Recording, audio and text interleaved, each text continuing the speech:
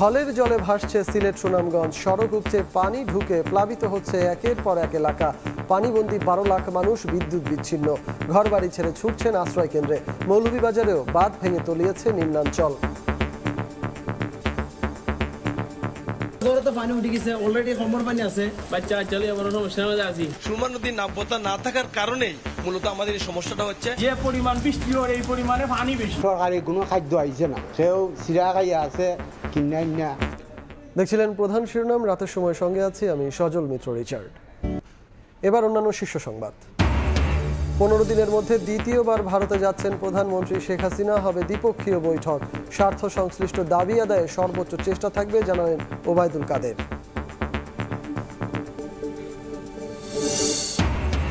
হৃদরোগে বিশেষায়িত হাসপাতালের জরুরি বিভাগে নেই ইকো করার ব্যবস্থা, দেখা মেলেনি চিকিৎসকেরও।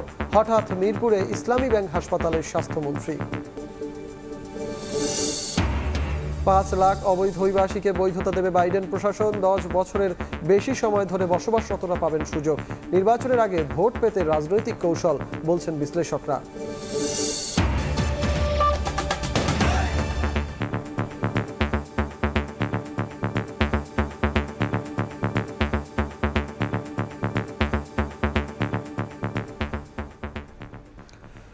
শুরুতেই বন্যা পরিস্থিতির খবর। পাহাড়ি ঢলে বিপর্যস্ত সিলেট সুনামগঞ্জে বাড়ছে ভয়াবহ বন্যা আতঙ্ক। প্রতি মিনিটেই বাড়ছে পানি, প্লাবিত হচ্ছে একের পর এক এলাকা। পানিবন্দী হয়ে পড়েছে অন্তত 12 লাখ মানুষ। বিচ্ছিন্ন যোগাযোগ ব্যবস্থা ও বিদ্যুৎ সংযোগ। আশ্রয় কেন্দ্রে ছুটছে হাজার হাজার মানুষ। নির্ঘুম রাত কাটাচ্ছেন বাসিন্দারা। হিমাদ্রি শেখর ভদ্রকে সঙ্গে নিয়ে ইকরামুল কবিরের রিপোর্ট, আর ক্যামেরায় ছিলেন নৌশাদ আহমেদ চৌধুরী।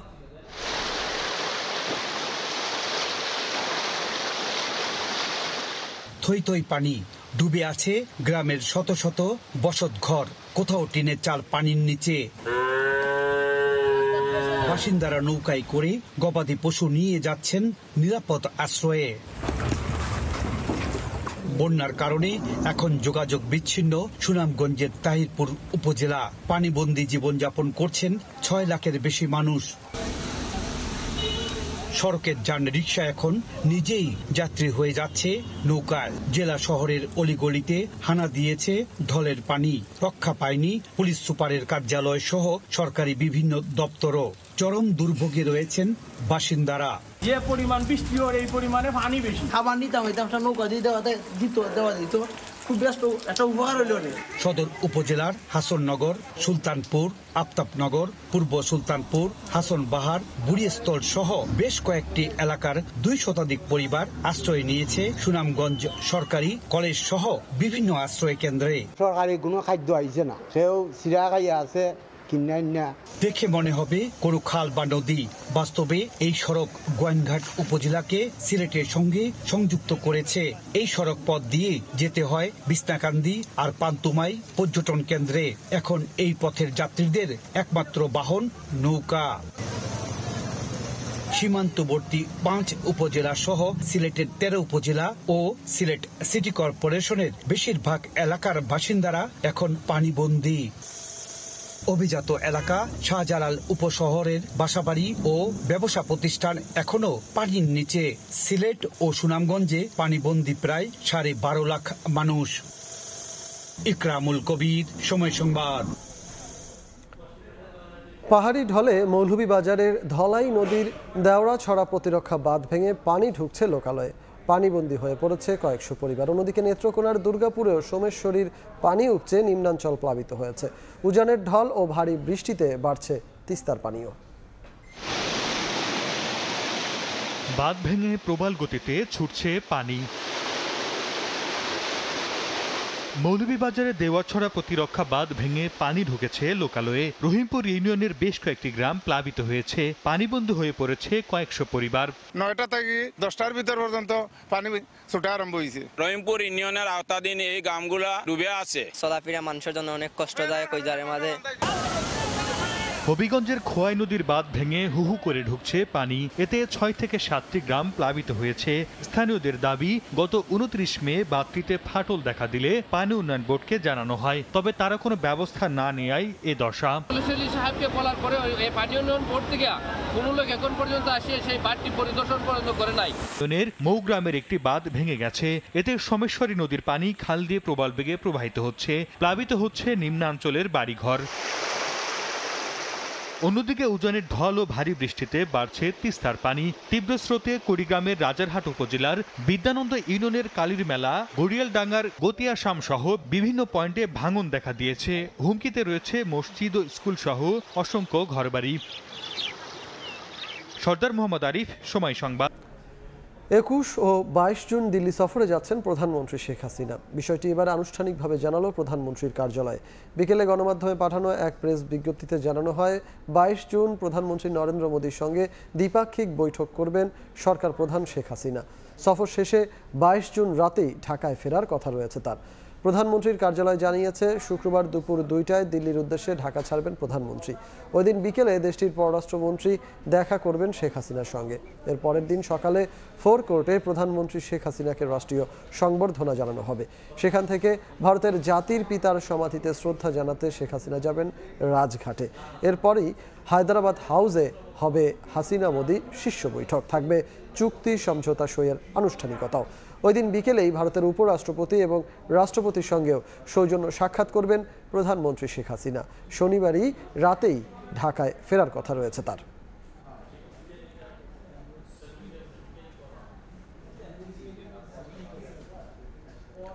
15 দিনের মধ্যে দ্বিতীয়বারের মতো ভারত সফরে নরেন্দ্র মোদীর সঙ্গে দ্বিপক্ষীয় বৈঠক করবেন প্রধানমন্ত্রী শেখ হাসিনা। দেশের স্বার্থ সংশ্লিষ্ট দাবি আদায়ে সর্বোচ্চ গুরুত্ব দেওয়া হবে বলে জানিয়েছেন আওয়ামী লীগের সাধারণ সম্পাদক ওবায়দুল কাদের। 2 সপ্তাহেরও কম সময়ের ব্যবধানে প্রতিবেশী ভারতের আমন্ত্রণে দ্বিপক্ষীয় সফরে দিল্লি যাচ্ছেন প্রধানমন্ত্রী শেখ হাসিনা। একই মাসে 2 প্রধানমন্ত্রীর পৌনঃপৌনিক বৈঠককে নজিরবিহীন ঘটনা হিসেবেই দেখা হচ্ছে বিভিন্ন মহল থেকে।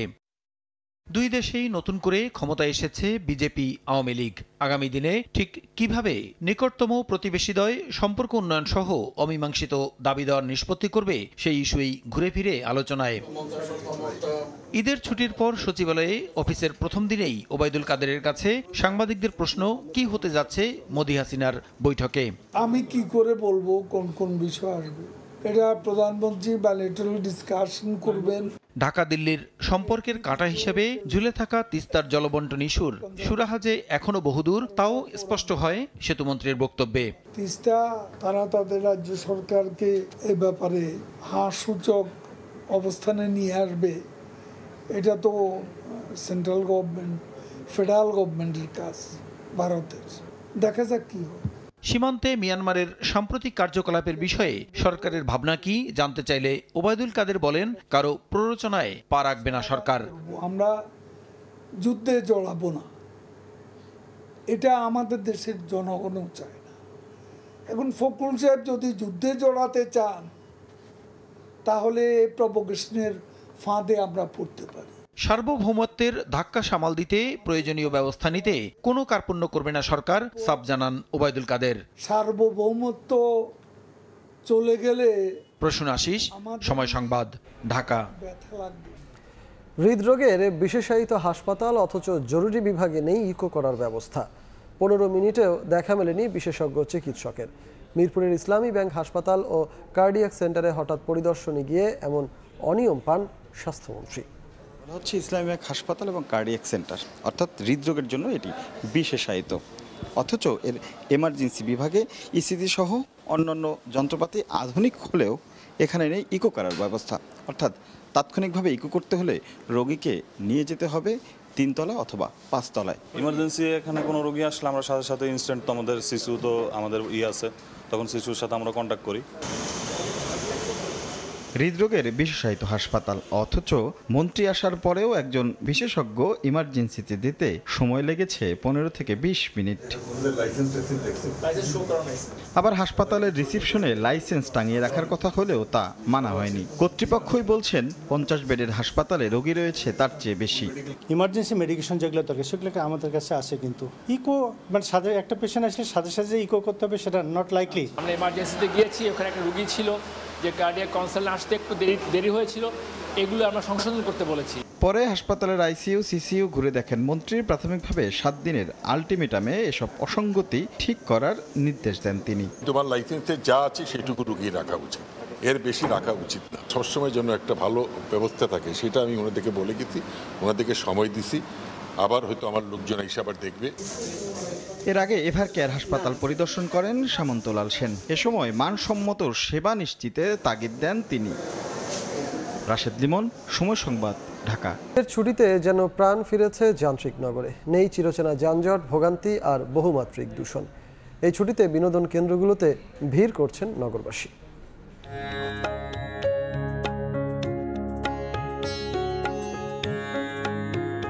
গাছে গাছে আষাঢ়ের স্নিগ্ধতা, দূর থেকে ভেসে আসছে নাম না জানা পাখির ডাক। এ যেন ঢাকার এক ভিন্ন রূপ।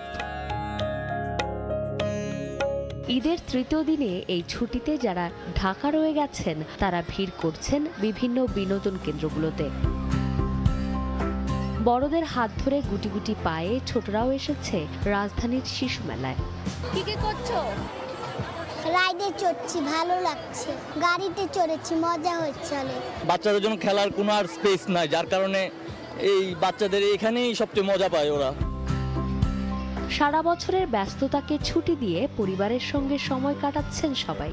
এই যে শিশু পার্কগুলো এবং বিভিন্ন বিনোদন কেন্দ্রগুলোতেই আমরা এই আনন্দের সময় কাটাতে চাই পরিবারের সাথে, বন্ধু বান্ধবদের সাথে। সারাদিন কর্মব্যস্ততার মধ্যে থাকি সবসময়ই, কিন্তু ঈদের দিনটি আমরা বেছে নেই পরিবারের সাথে একটু সময় কাটানোর জন্য। ঢাকার মতো চট্টগ্রাম চিড়িয়াখানাতেও ছিল উপচে পড়া ভিড়। ঈদের ছুটি পরিবারের সঙ্গে উপভোগ করতে সব বয়সী মানুষের উপস্থিতি ছিল চট্টগ্রামের চিড়িয়াখানায়। তাই তো সাদা বাঘ, গন্ডার কিংবা বিশাল আকৃতির সাপসহ বিভিন্ন ধরনের জীবজন্তু দেখতে সাধারণ মানুষের উপস্থিতি ছিল চোখে পড়ার মতো। চন্দ্রিমা চৌধুরী, সময় সংবাদ, ঢাকা। বঙ্গবন্ধু শেখ মুজিব রেল সেতুর 4.8 কিলোমিটারের পুরো অংশই এখন দৃশ্যমান। নদী পাড়ে নির্মিত হচ্ছে আধুনিক মানের দুটি রেল স্টেশনও। রিঙ্কু কুণ্ডুর প্রতিবেদন আর ছবি তুলেছেন অমৃত সেন। যমুনার বুকে এখন দৃশ্যমান বঙ্গবন্ধু শেখ মুজিব রেল সেতুর 4.8 কিলোমিটারের মূল কাঠামোর পুরো অংশই। সেতুর সবগুলো পিলার ও স্প্যান বসানো শেষ করে এখন স্প্যানের ওপর বসানো হচ্ছে স্লিপারবিহীন রেল লাইন। দেশের দীর্ঘতম এই রেল সেতুর মূল কাঠামো নির্মাণের পাশাপাশি নদীর দুপারে নির্মিত হচ্ছে আধুনিক মানের দুটি রেল স্টেশন। সেই সঙ্গে ব্রিজ থেকে দুপারের স্টেশন পর্যন্ত থাকছে অ্যাপ্রোচ ডাবল লাইন সুবিধা। প্ল্যাটফর্ম ডেভেলপমেন্ট করছি, এটা শেষের দিকে, এবং সেই সঙ্গে এখানে 6টা রেল লাইন হবে, তার 2টা মোটামুটি চালু আছে, যেখান দিয়ে বর্তমান ট্রেন চলছে, আর বাকি 4টার কাজও চলছে। স্টেশনের এক পাশ থেকে অন্য পাশে নিরাপদে পারাপারের জন্য থাকছে লিফটের সুবিধা সম্বলিত ফুট ওভারব্রিজ, বিশাল গাড়ি পার্কিং সুবিধা, সুপরিসর বিশ্রামাগার, শিশুদের জন্য বেস্ট ফিডিং রুম সহ যাত্রীদের সেবায় বিভিন্ন সুযোগ সুবিধা। উত্তর দিকের প্ল্যাটফর্ম কমপ্লিট হয়ে গেছে, দক্ষিণ দিকের প্ল্যাটফর্ম কাজ চলমান আছে। অত্যাধুনিক মানের স্টেশন বিল্ডিং করা হচ্ছে, যেটা আমাদের একরকম বলতে গেলে কমলাপুরেও আমাদের নেই। চলতি বছরের ডিসেম্বরে পুরো প্রকল্পের কাজ শেষ হবে বলে জানান প্রকল্প পরিচালক। এই প্রকল্পের মেয়াদ কিন্তু ডিসেম্বর 2025 পর্যন্ত আছে। তো এর মধ্যেই আমরা এইসব আনুষঙ্গিক নির্মাণ কাজও আলাদা কন্ট্রাক্টের মাধ্যমে সম্পন্ন করব বলে আশা করছি। যমুনার বুকে নির্মাণাধীন বঙ্গবন্ধু শেখ মুজিব রেল সেতুর নির্মাণ ব্যয় ধরা হয়েছে প্রায় 16,781 কোটি টাকা। জাপান ও বাংলাদেশ সরকারের যৌথ অর্থায়নে প্রকল্পটি বাস্তবায়ন করছে জাইকা। রিঙ্কু কুণ্ডু, সময় সংবাদ, সিরাজগঞ্জ। দেখছেন রাতের সময়। দেশের বাইরের খবর। নির্বাচনের আগে 5 লাখ অভিবাসীকে বৈধতা দিতে যাচ্ছেন মার্কিন প্রেসিডেন্ট জো বাইডেন। যারা কমপক্ষে 10 বছর ধরে যুক্তরাষ্ট্রে বসবাস করছেন তাদের ক্ষেত্রে প্রযোজ্য হবে এই পদক্ষেপ। যুক্তরাষ্ট্র থেকে দস্তগীর জাহাঙ্গীরের প্রতিবেদন। যতই সময় গড়াচ্ছে ততই ঘনিয়ে আসছে যুক্তরাষ্ট্রের প্রেসিডেন্সিয়াল নির্বাচন। কিছুদিন আগেও হান্টার বাইডেনের আগ্নেয়াস্ত্র সংক্রান্ত মামলায় সরগম ছিল আন্তর্জাতিক গণমাধ্যমগুলো। এবার নতুন অভিবাসন নীতি ঘোষণা করে আলোচনায় এলেন president Joe Biden.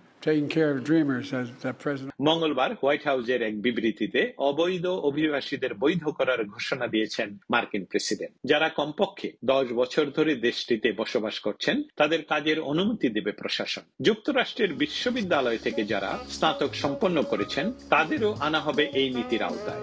I will work with anyone to solve these problems. That's my responsibility as president. I'm not interested in playing politics with the border or immigration. I'm interested in fixing it. আসন্ন নির্বাচনে Nevada ও অ্যারিজোনার মতো গুরুত্বপূর্ণ রাজ্যগুলোতে লেতিন ভোটারদের সমর্থন পেতে মরিয়া Biden. এর অংশ হিসাবেই এমন পদক্ষেপ নিলেন তিনি। এই পদক্ষেপটি প্রায় 5 লক্ষাধিক আমেরিকান পরিবার এবং 21 বছরের কম বয়সী অভিবাসীদের প্রায় 50,000 অনাগরিক সন্তানদের আইনি মর্যাদা এবং সুরক্ষা প্রদান করবে। বাংলাদেশি অভিবাসীরাও এই আইনি সুরক্ষা পাবেন। যুক্তরাষ্ট্রের প্রেসিডেন্ট নির্বাচনকে সামনে রেখে বাইডেনের এই ঘোষণাকে ভোট কেনার রাজনৈতিক চাল বলেই বিশ্লেষকরা মনে করছেন। দস্তগীর জাহাঙ্গীর, সময় সংবাদ, ওয়াশিংটন ডিসি। যুক্তরাষ্ট্রের আধিপত্যের বিরুদ্ধে রাশিয়ার লড়াই চালিয়ে যাচ্ছে বলে মন্তব্য করেছেন প্রেসিডেন্ট ভ্লাদিমির পুতিন। পিয়ংইয়ংয়ে উত্তর কোরিয়ার সর্বোচ্চ নেতা কিম জং উনের সঙ্গে একান্ত বৈঠকে তিনি এ মন্তব্য করেন। এ সময় ইউক্রেন যুদ্ধে রাশিয়াকে আকুণ্ঠ সমর্থনের আশ্বাস দেন কিম। এদিকে পুতিনের এই সফরকে ভালো চোখে দেখছে না দক্ষিণ কোরিয়া ও যুক্তরাষ্ট্র।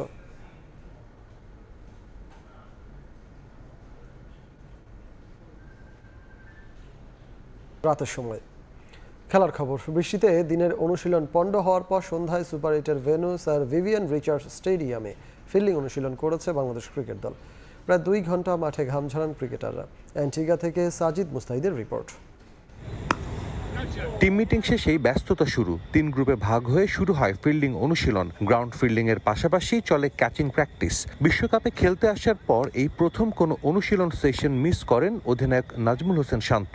ছিলেন না সাকিব আল হাসানও। কোনো চোট বা ইনজুরি নয়, কোচের কাছ থেকে ছুটি নিয়েই অনুশীলনে আসেননি 2 ক্রিকেটার।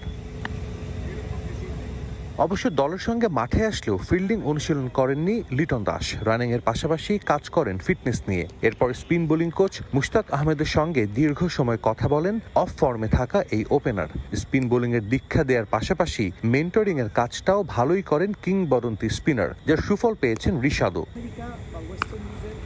স্কিল ট্রেনিং না থাকলেও অনুশীলনের শেষ দিকে মাহমুদুল্লাহ তাসকিনরা নেমে যান ব্যাট বল হাতে। অস্ট্রেলিয়ার মুখোমুখি হওয়ার আগে ম্যাচ ভেন্যুতে আর অনুশীলনের সুযোগ নেই, তাই কাজে লাগান এই সময়টা। অজিদের বিপক্ষে জিততে হলে বড় স্কোরের বিকল্প নেই। মাহমুদুল্লাহ বেশ কিছুটা সময় পাওয়ার হিটিং এর প্র্যাকটিস করেন। যুক্তরাষ্ট্র ও ক্যারিবীয় দ্বীপপুঞ্জে বিশ্বকাপ খেলতে এসে বাংলাদেশ দল আগে যা করেনি, অ্যান্টিগায় পা রেখে সেটাই করল। ফ্লাড লাইটের আলোতে ফিল্ডিং অনুশীলন। সেন্ট ভিনসেন্টের নেপালের বিপক্ষে সবশেষ ম্যাচে এই ফ্লাড লাইটের আলোতেই ফিল্ডিং করতে কিছুটা সমস্যায় ভুগতে হয়েছিল বাংলাদেশ দলকে। হয়েছিল বেশ কিছু মিসফিল্ডিংও। তবে অস্ট্রেলিয়ার বিপক্ষে সেই ভুল করতে চায় না বাংলাদেশ, কারণ এই বিশ্বকাপে একটা রানও অনেক বেশি দামি, যা নেপালের চেয়ে ভালো হয়তো আর কেউ জানে না। স্যার ভিভিয়ান রিচার্ডস স্টেডিয়াম থেকে সাজিদ মুস্তাহিদ, সময় সংবাদ, অ্যান্টিগা। এ পর্যায়ে শীর্ষ সংবাদগুলো জানিয়ে দিচ্ছি আরেকবার।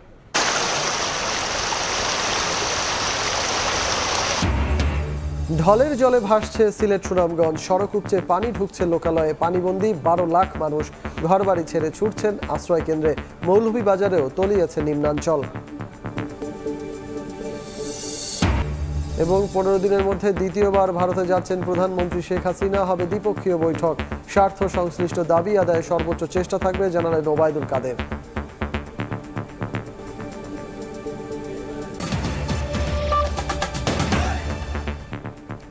এই ছিল রাতের সময়ে। এরপর দেখবেন সম্পাদকীয়। সঙ্গে থাকুন সময়ের।